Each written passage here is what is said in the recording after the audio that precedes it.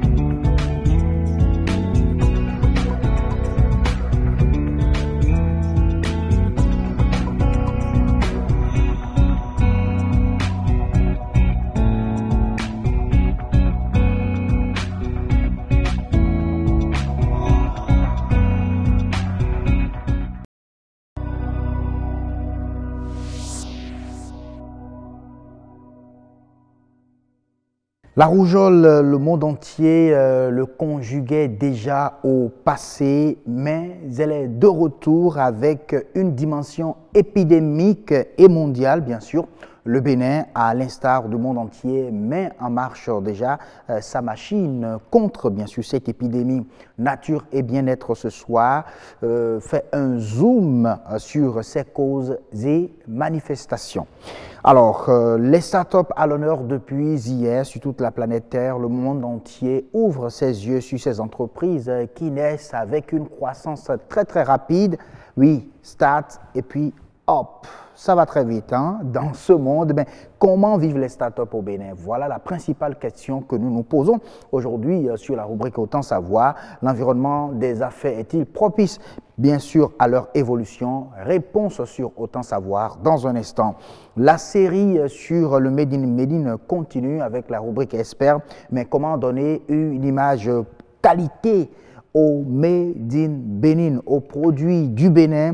Les spécialistes de la communication disent qu'il faut commencer déjà par attirer avec le visuel et l'expert de ce grand rendez-vous va exposer les paramètres pour y arriver. C'est dans un instant. Beauté au pluriel vous aide bien sûr à trouver solution à vos problèmes de peau. Oui, et puis je pense que Fugien Sermoutondier et son invité vous envoient à aller regarder dans la gamme des produits cosmétiques naturels pour donc résoudre efficacement ces problèmes de peau. Alors, on verra tout ça dans un instant sur la rubrique Beauté au pluriel sur ce grand rendez-vous qui va vous offrir le journal à 19h45 exactement avec à la présentation Estelle Espérance Aurore Pazou. Bonsoir. Bonsoir à vous, Assium Simplice Gaba. J'adore votre sourire. Et puis, la réplique aussi était bien, hein? Tous les prénoms exposés. Dites-nous déjà quel sera le menu du grand rendez-vous, je dirais le 19h45. Mesdames, Messieurs, bonsoir. 4 enseignants pour 6 classes, ce n'est pas de la magie. C'est bien la réalité à l'école primaire publique de Siquet Nord. Et là encore, ce n'est qu'une partie des difficultés de ce lieu du savoir. La courtoisie au volant est-elle toujours de mise chez les conducteurs béninois? Pas très difficile de répondre à la question. Motocyclistes ou piétons, tout le monde a déjà une fois été témoin d'insultes ou d'écarts de comportement sur la route. Et puis, l'utilité d'une banque agricole au Bénin n'est plus à démontrer. On revient sur le sujet avec un producteur, Jacques Migan. Et bien évidemment, tous les détails sont à suivre à 19h45. Ah oui, hein, c'est ça, le sujet concernant la courtoisie au volant, sur la voie. J'attends bien sûr de voir ce développement-là tout à l'heure à 19h45. Et vous savez déjà quelle insulte vient souvent le plus quand on est sur nos voies à Cotonou, Estelle? Vous pouvez me dire, je sais très bien, mais ne me demandez pas de répéter ça ici. C'est pas du tout agréable. Ah ouais, ça c'est vrai. Il ne faut pas répéter. Sinon les enfants nous suivent aussi. Je comprends tout simplement cela. Rendez-vous tout à l'heure à 19h45, Estelle Pazot. Déjà, on continue avec vous, chers téléspectateurs. On va ouvrir notre grand rendez-vous. On commence par Autant savoir.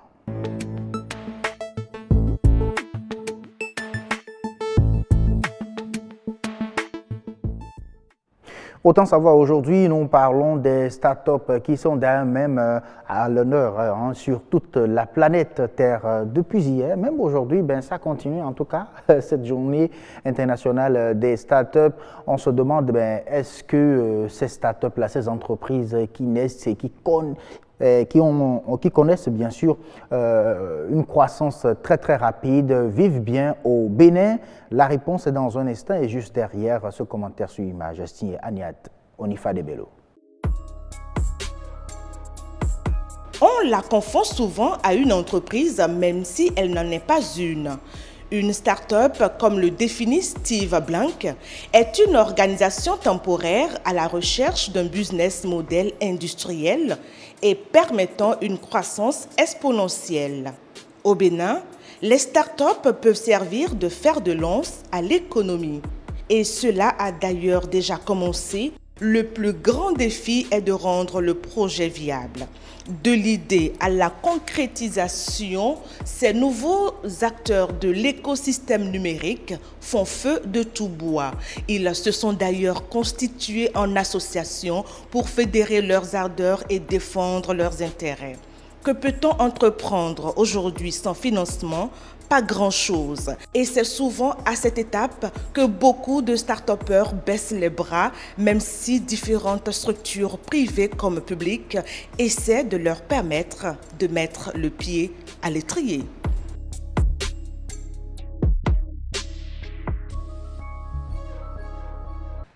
Oui, vous devez donc comprendre que les startups, il y en a au Bénin. Ils ont même un patronat et nous recevons le président de ce patronat-là sur ce plateau.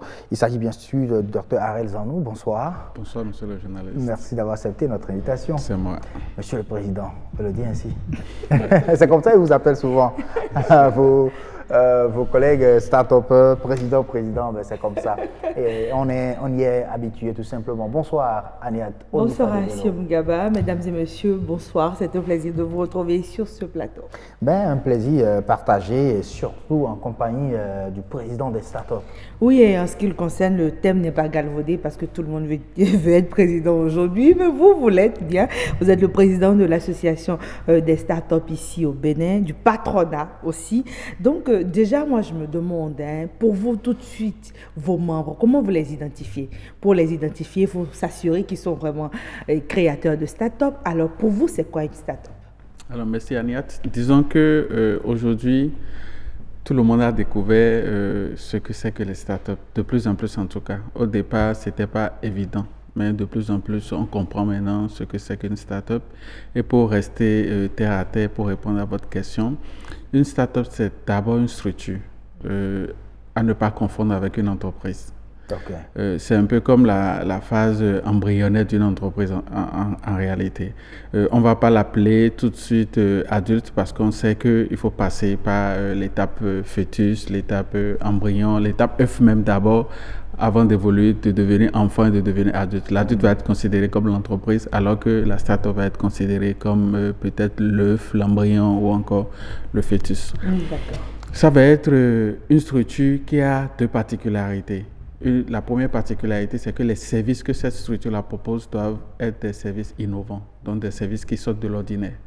Si vous prenez votre étalage, que vous allez à Tokpa, que vous vendez de la tomate, et que vous vendez de la tomate comme toutes les dames qui sont à Tokpa, c'est que vous n'arrivez rien à apporter d'innovant. C'est pas de l'innovation. À la vente de donc on ne va pas vous considérer comme une start-up. Par contre, si vous allez sur le marché et que vous vendez votre tomate d'une manière différente et que cette manière-là vous permet d'aller plus vite et de gagner plus vite de l'argent, là, on peut considérer que vous avez une start-up. Donc, il faut que l'idée soit innovante et que derrière, il y ait un fort potentiel de croissance. Donc, les start-up, ce ne sont pas seulement ceux qui sont dans le domaine d'éthique. Non, parce que c'est ce que la plupart des gens pensent. Hein. Quand on parle de start-up, c'est que c'est dans l'éthique et tout le reste. Ce qui a fait que beaucoup de personnes vont dans ce sens, c'est que même quand vous n'êtes pas dans le domaine du numérique, vous êtes parfois obligé d'utiliser le numérique pour communiquer. Donc, d'une manière ou d'une autre... Le marketing digital. Voilà, le marketing, exactement. Donc, d'une manière ou d'une autre, le numérique revient, mais essentiellement, de façon basique, une start-up n'est pas forcément liée au numérique. Maintenant, on a remarqué, du point de vue statistique, que il y a plus de start-up dans le numérique que dans les autres domaines. D'accord. Alors, comme vous le dites si bien, pendant longtemps, le concept n'était pas très connu ici. Aujourd'hui, même le gouvernement prend en compte ce qu'on appelle start-up. Est-ce que pour vous, les start-up ont véritablement quelque chose à apporter au développement? Pour répondre à cette question, je vais simplement nous inviter à voir ce qui se passe dans le monde. Aujourd'hui, on a la chance... on est dans un monde, on est dans un village planétaire, comme on le dit. Ce qui se passe à New York aujourd'hui, à la seconde près, on peut être informé. Donc, quand on fait quand on voit un peu ce qui se passe dans les autres pays, notamment les pays européens, quelques pays africains comme le Rwanda, la Côte d'Ivoire, le Sénégal et autres, là, on se rend bien compte que on ne peut pas aujourd'hui développer une nation sans la contribution des startups. C'est carrément impossible parce que les mêmes services qu'une start-up peut développer au Bénin tout de suite peut être vendue dans le monde entier. Vous imaginez que une entreprise naît à partir d'une start-up avec un chiffre d'affaires astronomique, avec beaucoup d'emplois créés. Ça va être, si l'entreprise est créée au Bénin, ça va être un bon challenge pour notre pays. Donc, les start-up, il n'y a rien à faire. Aujourd'hui, on ne peut pas parler de développement. En définissant les startups, vous avez dit que ce ne sont pas encore des entreprises. Donc, à l'étape embryonnaire, ces entreprises, ces structures arrivent quand même à faire de grands chiffres d'affaires, c'est ça? Oui, parce que l'étape, on ne peut pas rester startup toute sa vie. C'est une étape qui doit être même la plus courte possible. Moi, je recommande aux gens de passer très vite cette étape parce que dès que vous découvrez votre business plan, dès que vous savez là où vous voulez aller, mais vous vous formalisez, vous devenez une entreprise en bonne et due forme. C'est l'idéal. Donc, c'est vraiment une phase embryonnaire pendant laquelle je le compare généralement à une petite pépinière, à une petite semence qu'il faut arroser, dont il faut revoir peut-être l'entourage, désherber et tout. Donc, il faut sortir de là et aller repiquer maintenant. Voilà, exactement. Il faut que ça continue. D'accord. Alors, déjà vu la façon dont vous la définissez, on se rend compte qu'une start-up a des besoins très particuliers, surtout si elle veut sortir de cet état de start-up. Ça veut dire que ces besoins aussi ont besoin d'être comblés. Pour vous, de quoi ont besoin véritablement les start-up ici au Bénin pour passer du start-up à une entreprise? Je pense que c'est une question très, très pertinente que vous venez de poser. Et parfois, j'ai l'impression que nos dirigeants, nos autorités ne comprennent pas forcément pourquoi il faut créer des conditions nécessaires pour le développement des startups. Vous allez dans les pays où ces choses-là se développent. Je prends souvent l'exemple du Madagascar. Vous savez, au Madagascar, il y a un programme dans lequel, quand vous êtes une startup et que l'État vous reconnaît tel, parce que là-bas, tout est légiféré, on sait par quels critères il faut identifier les startups, on vous prend en charge comme un boursier. Parce qu'on sait que vous avez besoin de vous concentrer sur votre produit. Vous avez besoin de vous concentrer sur le développement de votre start-up. Donc, on vous prend comme un boursier. On vous loge, on vous nourrit, on vous donne accès aux disons, aux ressources, Donc, parfois même de façon illimitée. On vous met à l'abri du quotidien. C'est ça, on vous met à Vous l'abri. pensez maintenant aux grands projets. C'est ça. Puisqu'ils savent qu'in fine, c'est encore le pays qui sera bénéficiaire. Exactement. Mais malheureusement, aujourd'hui au Bénin, je ne peux pas vous dire avec certitude qu'il y a un cadre qui permet à un jeune qui se lève maintenant de pouvoir avoir ces conditions-là, de pouvoir réussir convenablement. Parlons bien. Déjà ici sur ce plateau, si vous aviez besoin de communiquer, c'est-à-dire de parler un peu des solutions qui pourraient vous sortir tout de suite de votre start-up à une entreprise, ce serait quoi? Les premières étapes. Alors la première solution déjà, c'est de légiférer. C'est qu'il faut qu'on ait un statut clair. Un statut juridique.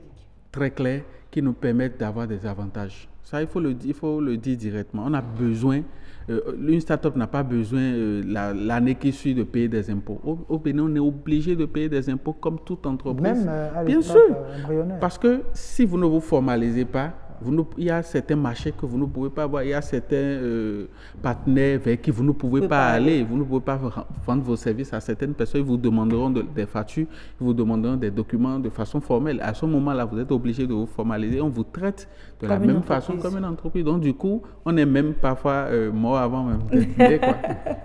D'accord, donc on comprend, il faudrait des conditions juridiques, c'est ça, qui accompagnent un peu plus les startups vers la réalisation de leurs objectifs. Et puis l'autre chose aussi, c'est qu'il faut vraiment un accompagnement financier conséquent.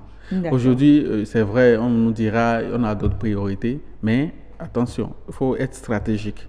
Si on veut créer plus d'emplois, si on veut avoir une économie durable, une économie forte, il faut savoir là où il faut aller. Aujourd'hui, les startups, il faut savoir sur quoi miser. Aujourd'hui, les startups, c'est un potentiel énorme. Vous vous rendez compte, vous avez plein d'exemples. Uber en France, je ne dis pas en France, aux États-Unis. Vous avez Blablacar, vous avez même Facebook est parti de là.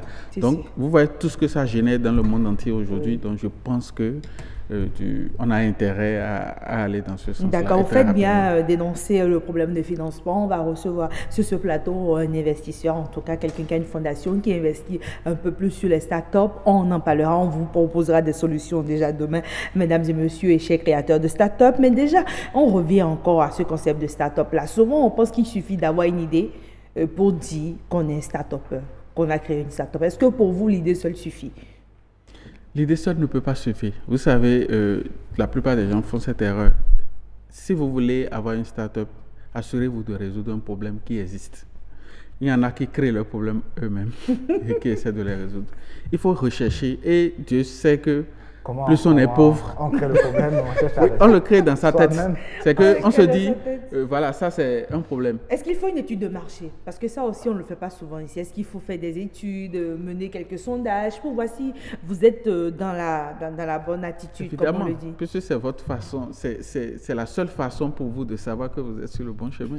Si vous identifiez un problème, au Bénin, les gens ne font pas si. Moi, en apportant cette solution-là, je vais résoudre ce problème-là. C'est déjà bien. Maintenant, après, il faut aller vers les gens pour voir comment ils reçoivent la solution. Est-ce que c'est plus compliqué pour eux? Comment réajuster la solution? Donc, évidemment, il ne suffit pas d'avoir des idées. Il faut plutôt, moi, je recommande aux jeunes, surtout, c'est vrai, parfois on est passionné. On a envie de faire certaines choses, des projets d'enfance et tout ça. J'ai dit, mais c'est très bien. Mettez tout ça de côté, allez identifier les problèmes qui existent réellement et donner des solutions. Les gens pensent là même que quand on parle de start-up, ce sont les jeunes qui sont allés à l'école, les diplômés, et qui réfléchissent, qui reviennent avec beaucoup de titres et tout. C'est à eux seuls de trouver les solutions pour régler des problèmes dans le pays. Parce que même un artisan, un simple artisan peut être un start-up. Même l'agriculteur peut être un start-up en trouvant des solutions à des problèmes dans son domaine. Aujourd'hui, par exemple, on fait de l'agriculture au sol. Il y a par exemple une start-up qui propose les cultures sur les espaces libres des bâtiments, les balcons, les dalles et autres là.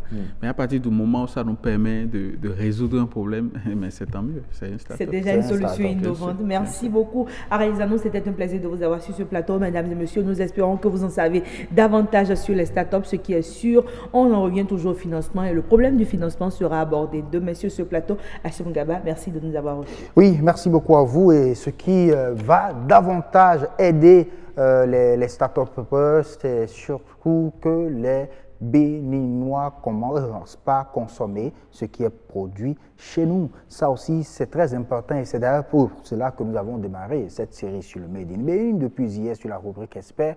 Aujourd'hui, on parlera du visuel mis au service de l'attirance vers de l'attrait que communiquent bien sûr ces produits, le Made in Bénin. Tout de suite, c'est l'Expert.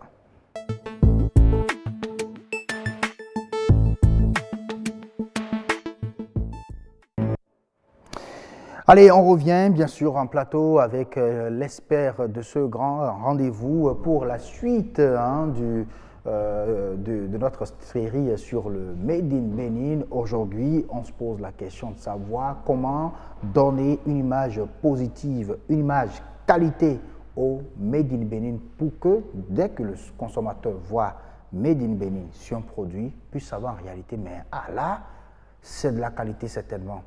Puisqu'on nous parle de certains pays, quand on dit Made in, bon, ces pays-là, on se dit non, ça c'est du paillot, c'est pas du vrai. Et pourtant, le Bénin, il y a de la qualité ici. Comment, à travers le visuel, arriver donc à attirer, je dirais même, le consommateur? On va répondre donc à cette question avec l'aide de Firmin Tovodounon, qui est graphic designer, également consultant en publicité. Bonsoir. Bonsoir, Sim.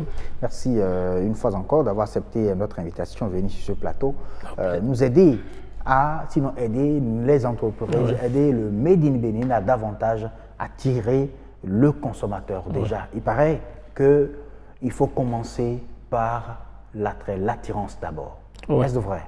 Oui, c'est tout à fait vrai, parce que dans un sens où vous voulez bâtir une entreprise, c'est comme, je prends l'exemple de quelqu'un qui veut construire un immeuble. Il faut, en fonction du nombre de tâches que tu veux monter, tenir compte pour faire la fondation.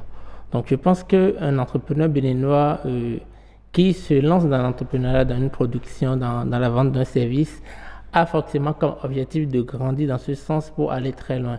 Et pour aller très loin, vraiment, il faut vraiment ménager la base pour que le service soit adapté dans le temps et innover à tout moment pour vivre vraiment. Alors, en tant que graphiste designer, je dirais spécialiste de la communication visuelle surtout, dites-nous comment trouvez-vous le visuel de nos produits, le Made in Bénin de façon générale?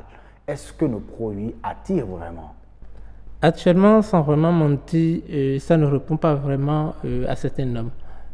Quand on va sur le marché, les entrepreneurs communiquent vraiment sur ce qu'ils font ici chez nous, mais en ce sens où ils ne font pas vraiment ce qu'il faut faire pour que cela marche. C'est vrai, il y a des exceptions, il y a d'autres qui font vraiment l'effort parce qu'ils ont compris, mais il y a d'autres qui sont vraiment à la traîne, qui n'ont pas encore compris que la bonne image garantit la confiance au sein de votre cible pour l'amener à l'achat direct de vos services. Comment se fait-il que les autres produits qui viennent de l'étranger arrivent à mieux attirer que ce que nous avons ici? Est-ce que ce n'est pas pas manque d'infrastructures, ce n'est pas manque de compétences en réalité? On se pose beaucoup de questions.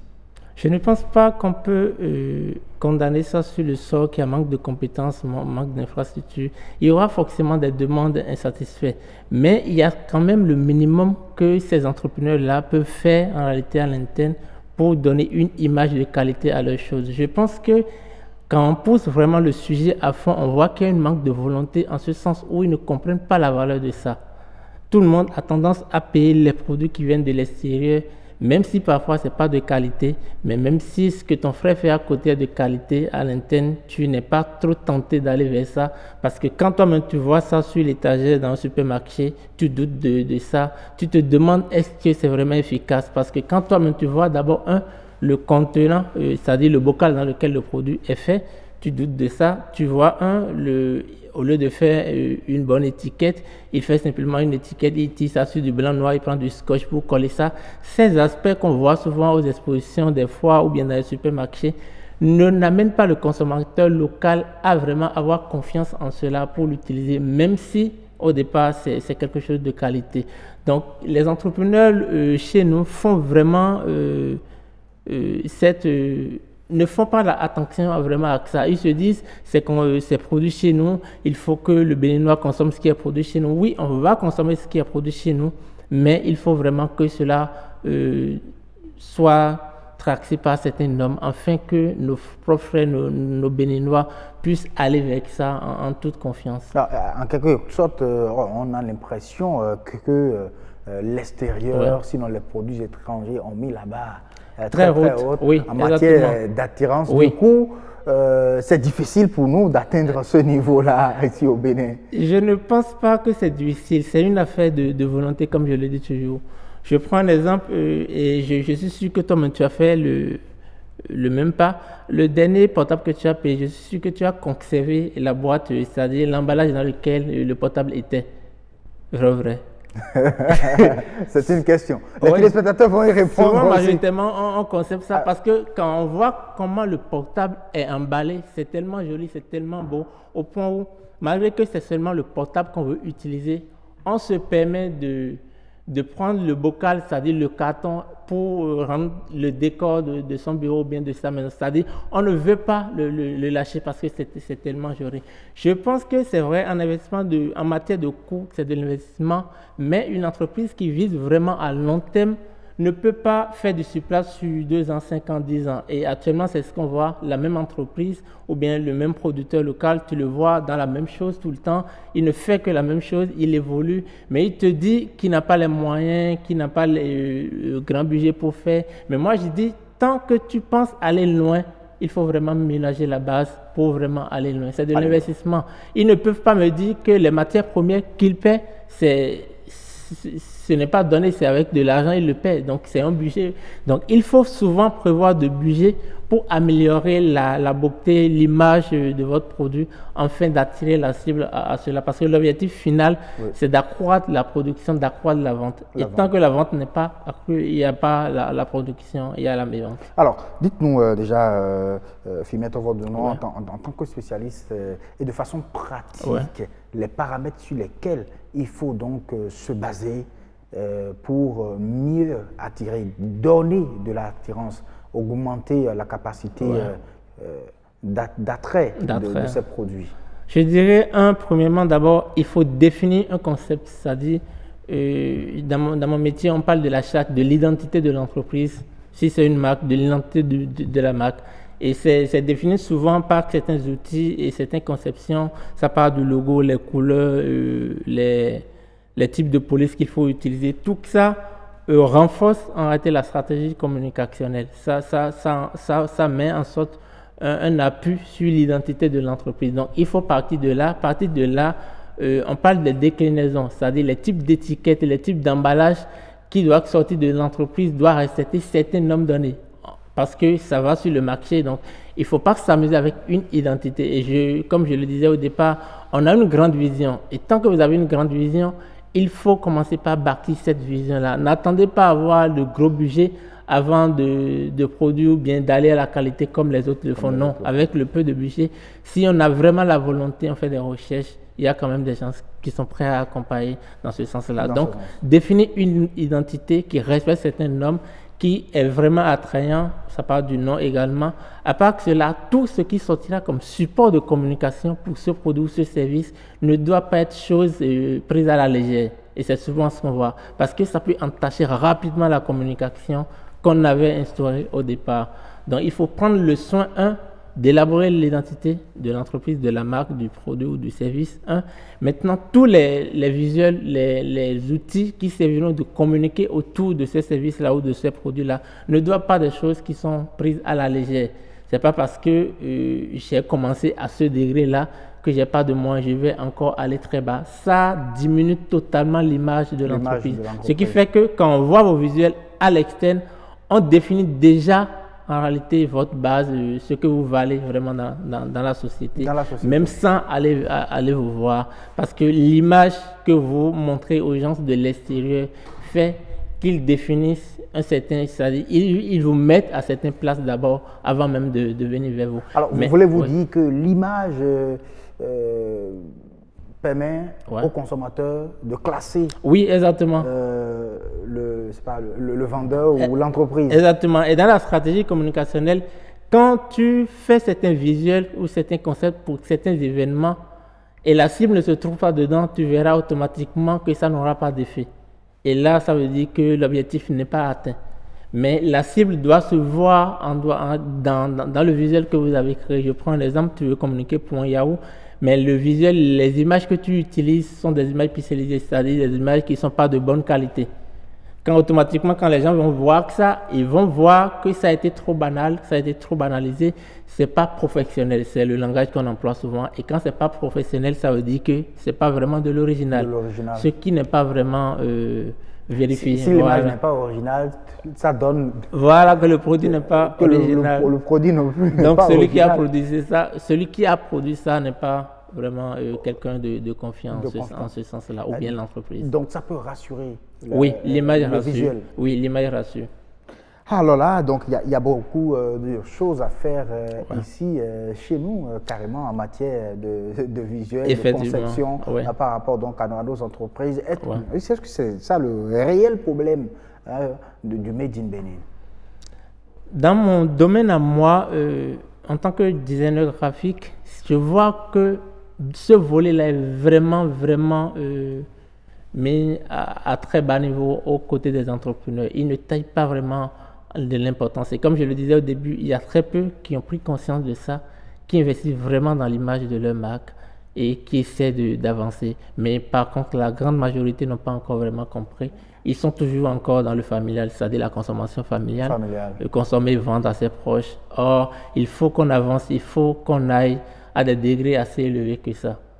Même quand tu fais un produit, tu as un produit qui n'est pas assez présentable. Même quand tu vas faire des dépôts dans certains supermarchés, ils ne vont pas t'accepter. Parce que quand eux-mêmes voient que ça, ils ont honte de présenter ça à leurs clients en fait. Malgré que c'est de qualité. Ils ne te diront jamais que c'est à cause de ça, à cause de l'emballage et autres là. Mais ils gardent ça à cœur. Mais eux ils disent, nous on a déjà dépassé ce niveau-là. On ne peut plus présenter ce genre de produit à nos consommateurs, à nos fidèles clients. Parce que les clients peuvent douter de nous. Et si les clients doutent de nous, à cause de vous, on va perdre le marché. Merci beaucoup à vous, Firmin Tovodounon, pour toutes ces explications. On comprend tout simplement qu'avec le visuel, on peut donc classer l'entreprise avec le visuel. Les entreprises aussi peuvent mettre en confiance donc, les consommateurs. Et je pense que le Made in Benin a beaucoup à faire dans ce sens-là, pour que davantage on puisse donner l'image qualité qu'il faut pour permettre aux uns et aux autres, surtout les Béninois, de consommer ce qui est produit chez eux. Merci à vous et à très bientôt. Au plaisir. La série va continuer certainement demain sur le Made in Benin avec l'expert, le coach Jérôme Popola qui sera là demain avec le nom. Nous allons parler de comment est-ce que les Béninois, les entreprises béninoises peuvent se mettre ensemble pour maîtriser le marché local. C'est aussi un aspect, un paramètre sur lequel il faut donc se baser pour continuer. Et nous allons continuer sur ce grand rendez-vous, mesdames et messieurs, et recevoir pour vous, bien sûr, ce qui suit. On va demander juste à Janvier d'appuyer sur le suivant et on y va.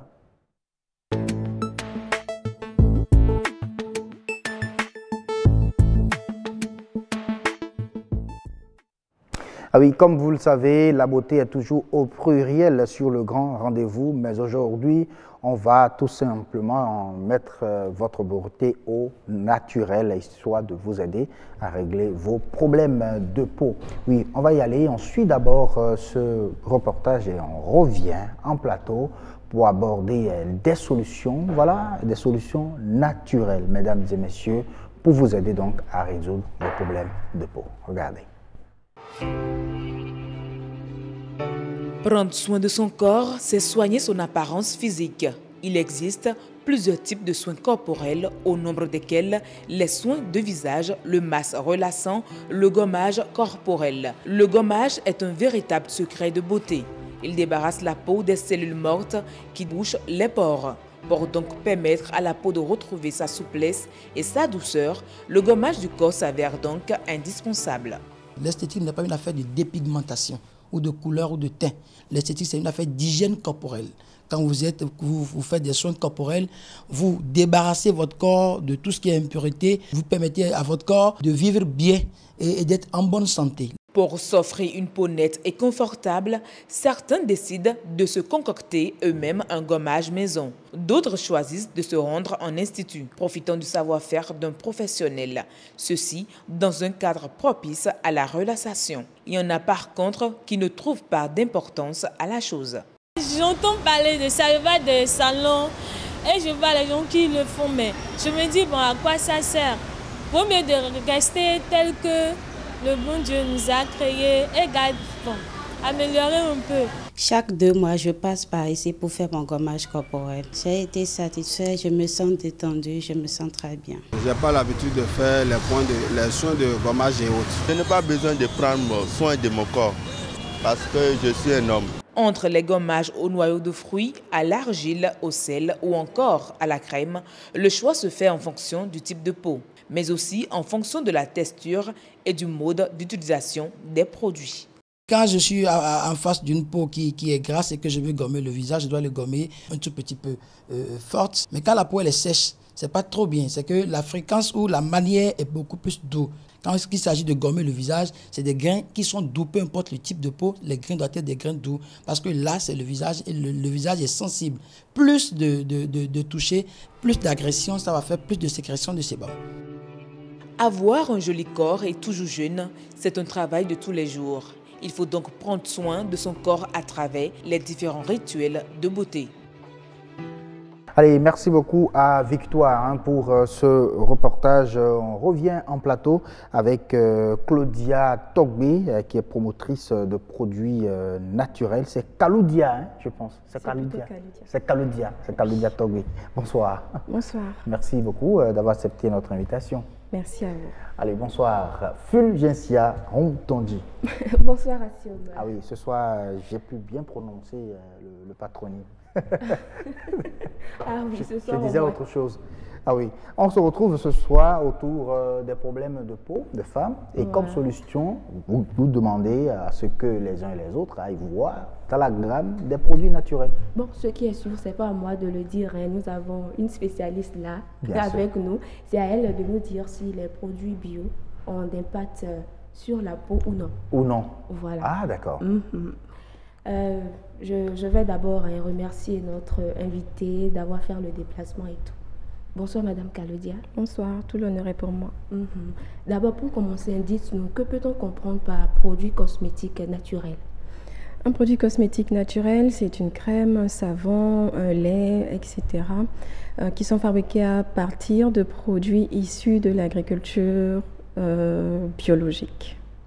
Et qu'est-ce que vous mettez dans le produit issu de l'agriculture biologique? C'est des fruits, c'est des légumes, c'est des racines, c'est des plantes, c'est des huiles végétales, des huiles essentielles, tout ce qui est tiré de la nature, tout ce qui est authentique, tout ce qui est concret, tout ce qui est frais, c'est ce que nous entendons par produits ingrédients naturels issus d'agriculture biologique. Donc on parle souvent d'huile de carotte, d'huile d'avocat et tout le reste. Exactement. Huile de coco, beurre de karité. Beurre de karité, amande douce.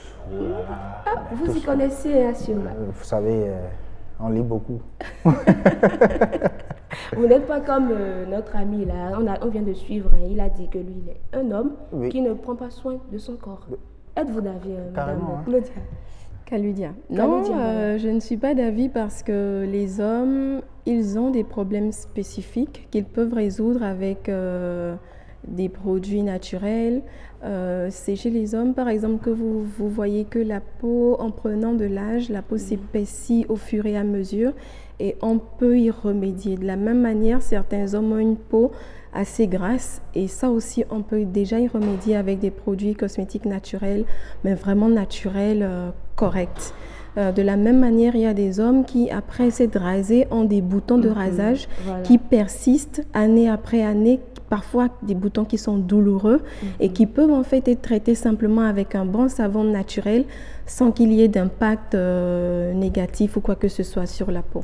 Comme quoi, quand on est homme, qu'on utilise les produits cosmétiques, même si c'est naturel et tout, ça ne veut pas dire qu'on est en train de se féminiser. Non, pas du tout. Au contraire, on est homme, mais il faut pouvoir entretenir la flamme avec sa partenaire à la maison. Ah oui. C'est pas seulement à la femme de prendre soin d'elle, d'être tout le temps belle, même au naturel, d'être présentable. L'homme aussi doit faire ce qu'il faut pour que sa femme soit fière de lui, pour qu'il soit présentable dans la société. Il doit prendre soin de lui, même si c'est avec le strict minimum. Et ça n'a rien à voir avec le fait de se féminiser ou de faire la femme. Tout le monde utilise des savons, tout est dans le choix du savon pour traiter un problème de peau spécifique ou prendre soin de soi. C'est important. Ah, donc, avis aux femmes, hein, les dames, c'est possible, on peut offrir quand même un savon bio, naturel. Mais ça rejoint une pommade à votre mari, c'est bien possible. Donc, c'est tout à fait naturel aussi. Mais vous savez, aujourd'hui, ces produits naturels inondent aujourd'hui nos marchés. On a du mal à reconnaître le vrai du faux. Comment faire ? On peut distinguer de deux manières. La première des manières, c'est regarder l'étiquette. Lorsque vous voyez sur l'étiquette des produits fabriqués à base de sulfate, de parabènes, de silicone, de pétrole, de dérivés de pétrole, des ingrédients en fait qui sont synthétiques, qui ne sont pas naturels, faites les recherches. Aujourd'hui, Google est accessible à tout le monde. Vous verrez que l'impact de ces ingrédients chimiques n'est peut-être pas visible à l'œil nu, mais peut être très grave au fil des années. Je connais des gens parfois qui se sont défrisés pendant très longtemps et qui ont arrêté à un moment parce qu'elles avaient des maux de crâne, mais insupportables, des maux de tête sur plusieurs mois, plusieurs années. À partir du moment où elles se sont dit « j'arrête de me tresser, j'arrête de mettre tout produit », sur mes cheveux, elles ont eu du jour au lendemain satisfaction, elles étaient tranquilles. Et c'est à partir de là qu'elles ont cessé de mettre des produits de défrisage sur leurs cheveux et elles n'ont plus jamais eu ces maux de crâne qu'elles avaient traînés pendant des années. La même chose se produit sur votre corps. Lorsque vous utilisez un produit cosmétique et que le même produit cosmétique au bout de 6 mois, tout ce qu'il vous fait, c'est vous apporter des taches, vous apporter des boutons, des petits points noirs, de l'acné. Il faut pouvoir arrêter à un moment donné et se demander ce qui ne va pas changer le produit ou détecter le produit que l'on utilise et qui est à la base de cela. Donc, il faut faire attention à l'étiquette. Sur les étiquettes, vous avez tout ce qu'il faut. Deuxième manière de savoir distinguer le vrai du faux, c'est quand même de prendre le temps d'aller sur la page de ces marques que vous voulez utiliser. Allez sur leur page et regardez les personnes qui utilisent le plus possible ces produits. Si les 99,99%, c'est des personnes qui n'ont pas la même peau, le même type de peau que vous, c'est des occidentaux, et que vous préférez quand même utiliser ces produits, sachant que vous n'avez pas les effets que vous voulez, c'est un choix. Quand vous allez sur ces pages, il faut regarder les composants des produits que ces marques fabriquent. Il faut regarder les avis des personnes qui utilisent ces marques. Il faut maintenant regarder les avant et après de l'utilisation de ces marques, voir ce que la plupart des gens dans votre pays, dans votre quartier, dans votre ville ayant utilisé disent à propos de ces marques. Si c'est des marques vraiment efficaces, vous n'avez même pas besoin de 5 minutes sur la toile pour vous faire une idée en étant sur la page. Oui, sur la page de... Mais vous savez, on peut mettre d'autres produits dans la même boîte et puis vous le vendre carrément.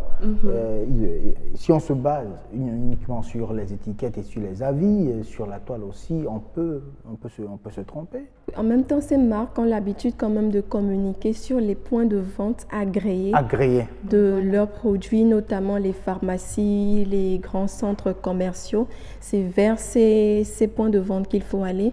Il ne faut pas prendre les produits un peu partout, voilà, n'importe où vous êtes sûr, vous n'êtes pas sûr d'avoir un produit autant. Parce que est-ce qu'il suffit juste de lire naturel sur une boîte pour savoir d'aller acheter?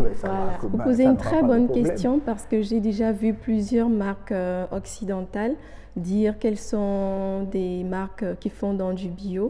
Mais lorsque vous regardez leurs étiquettes des reportages, c'est pour ça qu'il faut quand même prendre le temps de fouiller ces marques pour se faire sa propre idée, se faire son opinion. Lorsque vous regardez des reportages sur ces marques, lorsque vous voyez les avis de plusieurs personnes sur ces marques, vous regardez les étiquettes, vous voyez toujours les ingrédients dont je viens de parler. Très bien. Au moins, ils sont obligés d'afficher ces ingrédients à partir du moment où ils les utilisent. Parce que sinon, il peut y avoir des conséquences, ça peut leur retomber dessus. Le monde du naturel, des produits cosmétiques, ce serait bien qu'on y retrouve le vendredi. Pourquoi pas? Vous promettez de nous revenir vendredi? Je ne promets rien. Ça dépend de ce que vous me promettez. Ah ouais, on vous promet si vous adoptez le naturel, avec plaisir. Avec plaisir. Ah oui, nous sommes déjà en naturel ici. On est naturel ici. Hein? Oui. D'accord, ça, tant mieux. Pour vous rassurer. Il n'y a pas de souci. Donc, je serai là. Et donc, c'est promis. Allez, merci beaucoup déjà pour la promesse. Puisqu'il est l'heure, du journal, 19h45, pile, oui, Estelle, c'est à vous. L'heure du journal, le 19h45.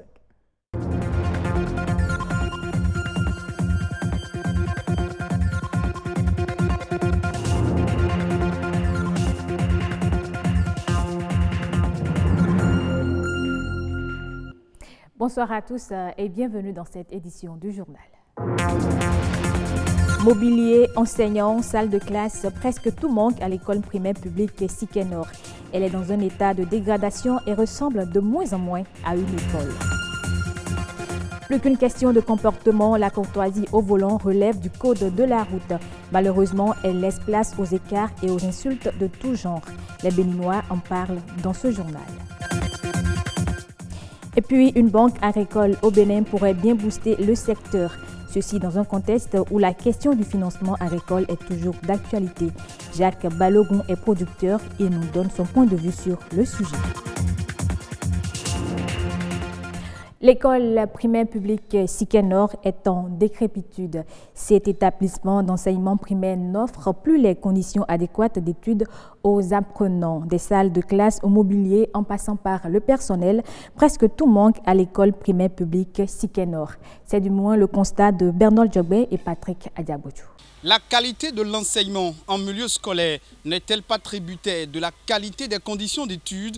La réponse à cette question se trouve derrière ce portail de l'école primaire publique Sikenor. Suivez-moi pour mieux vous en convaincre.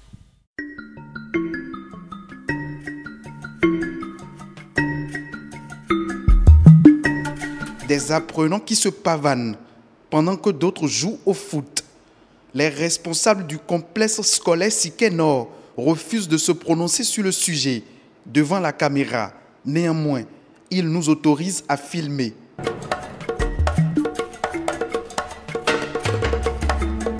Des salles de classe sans fenêtres ou avec, mais en décrépitude.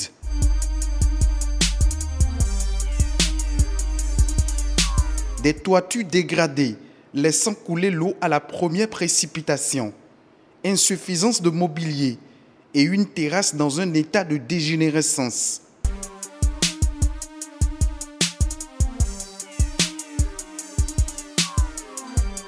Imaginez-vous dans une école de 3 groupes pédagogiques, soit 6 classes par groupe, avec au total 10 enseignants. Au complexe scolaire Sikenor, le groupe A dispose de 4 enseignants pour 6 classes. Les groupes B et C ont respectivement 3 enseignants sur 6 classes. De l'avis de quelques acteurs de l'école qui ont requis l'anonymat, c'est une situation qui perdure. Des conditions d'études alarmantes qui donnent du dégoût aux enseignants que nous avons rencontrés, qui refusent de libérer la parole afin de se faire entendre. L'école primaire publique Sikenor se meurt à petit feu. L'incivilité en circulation est monnaie courante. À tort ou à raison, le conducteur perd son sang-froid. Intolérance, impatience et même des écarts de langage, c'est le quotidien des usagers de nos routes. Et pourtant, la courtoisie au volant reste et demeure une règle de conduite automobile. Auréole Ayeyon, Marcel Arrossi. Coups de klaxon violents, injures à la volée, gestes obscènes. Quel conducteur n'a pas été victime, témoin, voire auteur d'un comportement agressif sur la route? Beaucoup conduisent sans maîtriser le code de la route. Là, je suis à un carrefour, on ne peut pas me laisser passer. Et ça fait partie de ce qu'on vit au quotidien. On vous dépasse à une telle vitesse que vous avez l'impression que vous venez d'échapper à un accident de la circulation. Il faut compter aussi avec les conducteurs de moto. Je ne vais pas stigmatiser seulement les taxis motos, mais les conducteurs de moto en général. qui circulent de façon souvent inappropriée entre les véhicules, qui ont des langages le plus souvent orduriers envers les autres usagers de la route. J'ai été victime plusieurs fois, surtout les hymnes. C'est eux qui se déambulent devant toi chaque fois. Même si tu les klaxonnes, ils ne quittent même pas la voie. Vous voyez l'autre qui vous voit, il voit que vous voulez dépasser, vous voulez traverser seulement. Le petit temps qu'il va vouloir pour vous traverser, lui, il émet une vitesse pour pouvoir vite traverser avant vous. Là, celui qui a la priorité l'insulte. Parce que vous avez peut-être klaxonné à quelqu'un qui, sa moto a coupé. Il est en train de chercher à demander, oh, le feu vert est allumé. Quand tu klaxonnes, il t'insulte. Dès que l'autre conduit un peu mal, la première des choses, c'est Toyo Noyo, mais le Gandhi Aoya. C'est ce qu'on vit tous les jours. Voilà autant de situations auxquelles on est confronté de la circulation et qui sont révélatrices du niveau un peu abject d'éducation d'une certaine partie de la population et c'est malheureusement dommage. Tout le monde est pressé. C'est ce qui fait le problème. Conducteurs, cyclistes ou piétons, la courtoisie concerne tout le monde. La route est un espace à partager et cela nécessite un minimum de courtoisie.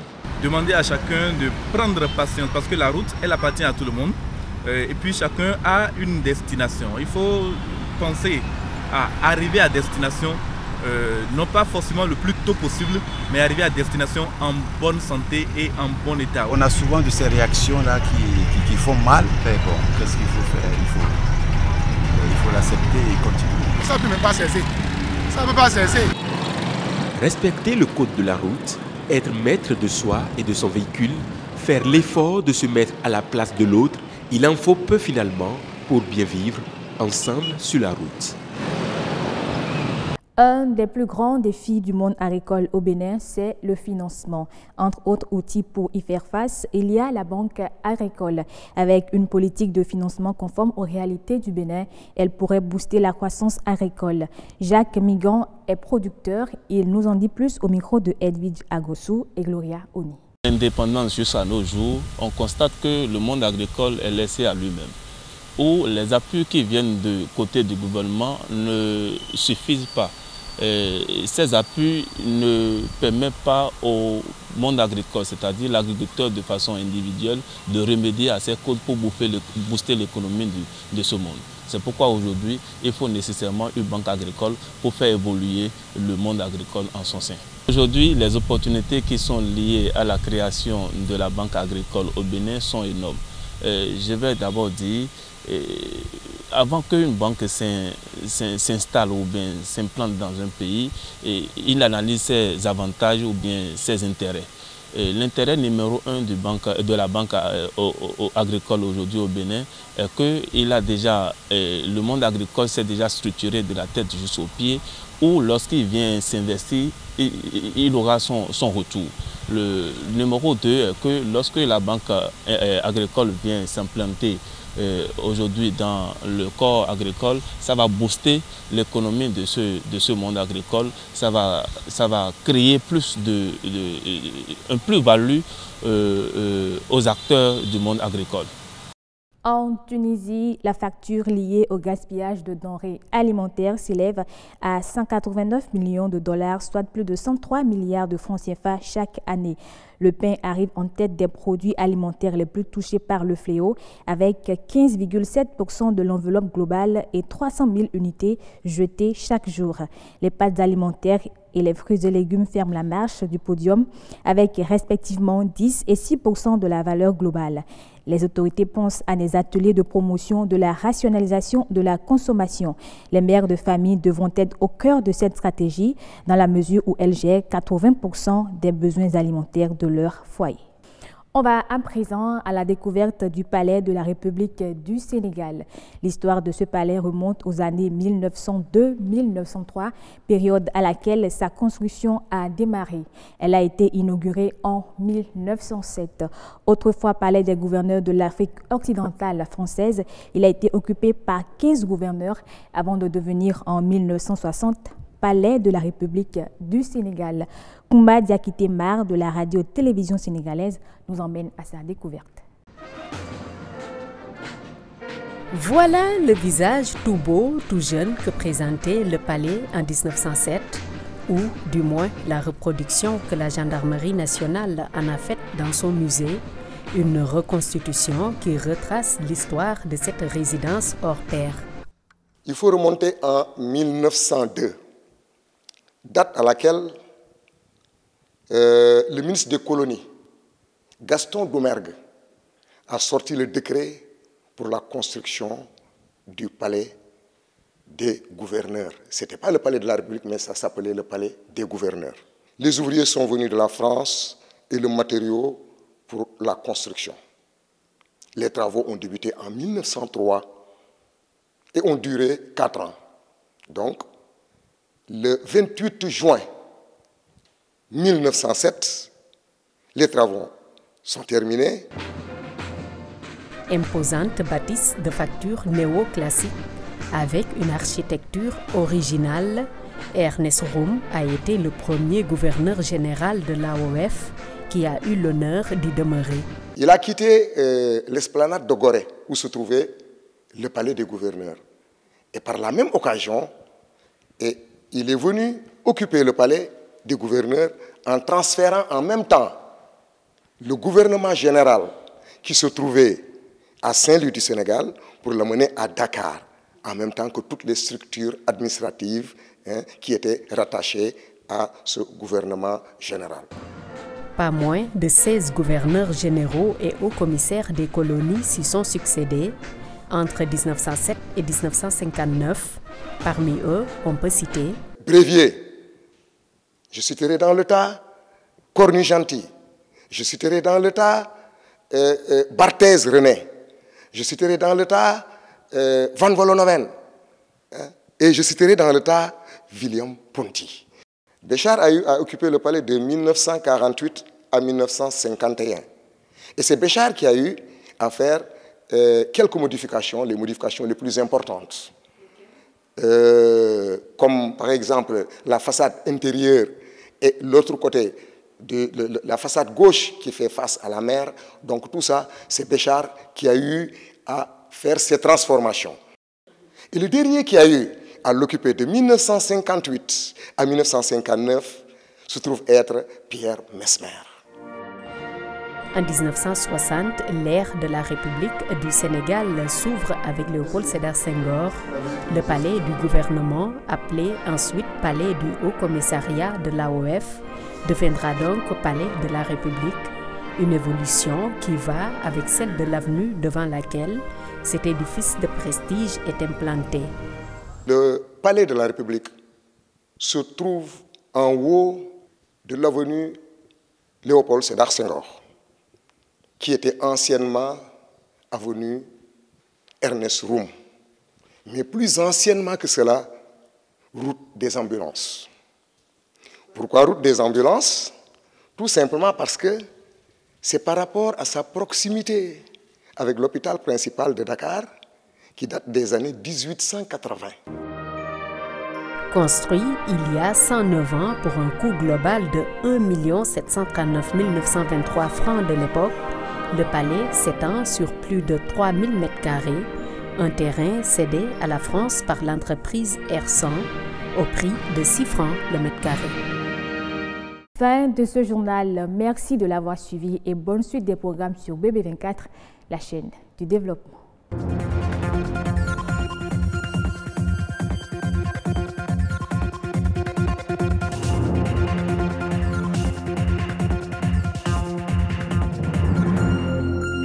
Merci beaucoup à vous également, Estelle Pazou, pour la présentation du journal. La suite du grand rendez-vous à présent, ce sera avec les hommes de santé, si vous voulez. On parlera nature et bien-être, on parlera bien sûr de rougeole.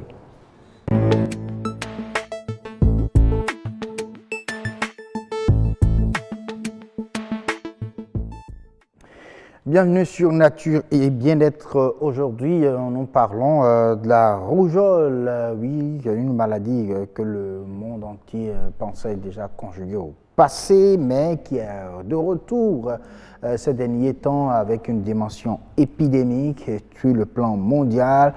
le Bénin travaille à faire reculer cette maladie, une fois encore, puisque la machine est déjà mise en place et activée. Nous parlons bien sûr de cette maladie, nature et bien-être ce soir. On aborde les causes et puis les conséquences à manifestation, pourquoi pas. Ce sera avec Yasmine Damata. Bonsoir. Bonsoir, Sion Gaba. Oui, vous manquez de votre invité ce soir, c'est ça? Oui, je manque de mon invité. Elle était prise également à s'occuper des enfants. C'était Madame Chantal Legbanon, elle est pédiatre. Donc, avec vous, on va essayer d'en parler. On va essayer d'en parler avec vous, c'est vrai. Mais qu'est-ce qu'on peut déjà commencer par définir la rougeole? C'est quoi cette maladie? La rougeole, c'est une maladie virale qui se transmet généralement par l'air. Et il y a plusieurs symptômes. Il y a la toux, la diarrhée, les vomissements, l'écoulement nasal. Et souvent, l'écoulement nasal est accompagné d'éruptions cutanées, des boutons qu'on a sur la peau. Et ces boutons commencent généralement derrière les oreilles, près du visage, puis tout le corps. Voilà, en quelque sorte ce qu'est la rougeole. Ce qu'est la rougeole. Et qu'est-ce qui cause en fait cette maladie dont le virus voyage dans l'air carrément? Il y a plusieurs causes. Déjà, certains parents ne vaccinent pas leur enfant très tôt parce que déjà, au 18e mois, l'enfant doit déjà avoir fait peut-être 2 doses de ROR, c'est le vaccin. Mais généralement, les parents sont réticents à le faire ou parfois n'ont pas les moyens pour le faire. Et donc, au fil du temps, l'enfant développe cette maladie parce que c'est souvent, on le rencontre souvent dans les pays moins développés, comme le Bénin, notre pays, où on a déjà cette épidémie. Et ce qu'il faut aussi noter, c'est que c'est en période de sécheresse ou d'amenton, par exemple. Là, le vent est pollué. Donc, les parents sont susceptibles de faire, les enfants, pardon, sont susceptibles de développer une rougeole. Une rougeole, c'est dû à quel virus, comment ça s'appelle? Le virus s'appelle le paromyxovirus.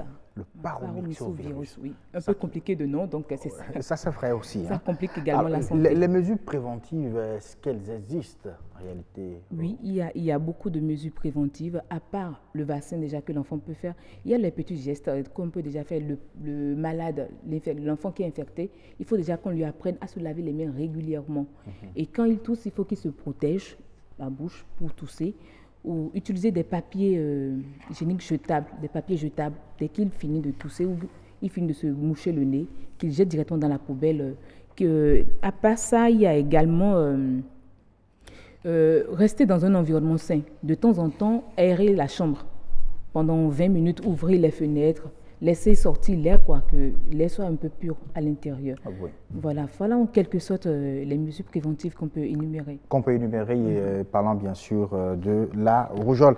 Oui, merci en tout cas pour vous, pour toutes ces explications. Avant de continuer avec vous, nous allons suivre cet élément réalisé par Heureuse Danondé, qui nous présente un peu de long en large ce que c'est que la rougeole. Regardez. Les Nations Unies tirent la sonnette d'alarme face à une possible épidémie mondiale de la rougeole. La maladie virale hautement contagieuse dont on n'appelle pas le nom dans la tradition africaine. Non, on n'appelle pas son nom comme ça. Mais selon la tradition, ils ont un nom. Et peut-être l'enfant est le docteur à Donuto bon et tout, ou bien comme si nous. On a encore ton mot quoi. C'est parce que depuis les anciens, ils ont donné un nom pour la rougeole. Et c'est un grand respect. Et même, il y a des gens qui font ça, peut-être, les éblos vaudounas, quoi. Donc, ils ont respecté. Moi, mon papa a fait ça pendant 11 ans. Bon, comme caca. Après 11 ans, ouais, donc, il a trop souffert. Les premiers symptômes apparaissent généralement 8 à 12 jours après l'exposition au virus.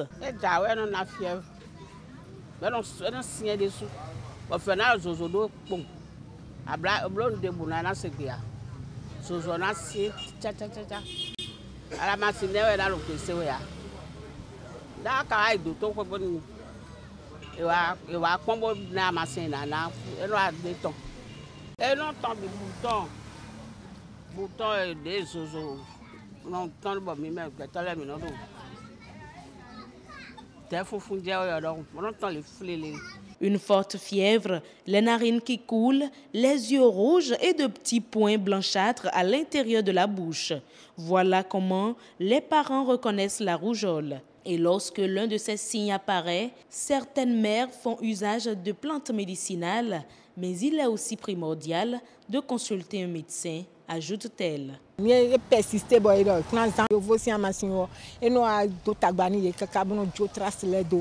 vaut mieux aller à l'hôpital pour faire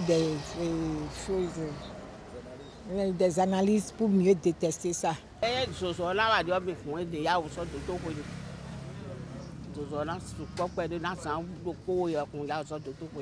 La rougeole peut entraîner de graves complications, notamment la perte de la vue, l'inflammation aiguë du cerveau, la diarrhée sévère, l'infection des poumons, en particulier chez les enfants malnutris. Mais toutes ces pathologies dues à la rougeole sont évitables grâce au vaccin pour prévenir le mal.